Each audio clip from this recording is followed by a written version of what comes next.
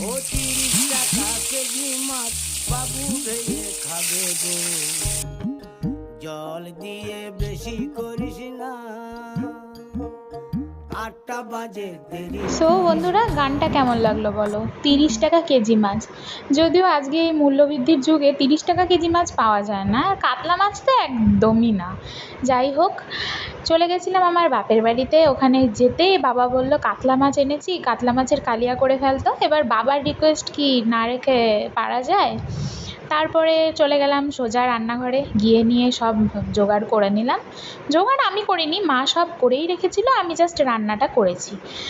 এই যে ফোড়নের জন্য নিয়ে নিলাম জিরা, শুকনো লঙ্কা, তেজপাতা, আর মশলার জন্য নিয়ে নিয়েছি আদা বাটা, জিরা বাটা, শুকনো লঙ্কার গুঁড়ো, হলুদ গুঁড়ো, লবণ, সব কিছু মিশিয়ে জল দিয়ে মশলাটা তৈরি করে রেখে দিলাম। এবার কড়াইয়ে তেল ছেড়ে দিলাম, তারপরে মাছগুলো একে একে সব ভেজে তুলছি।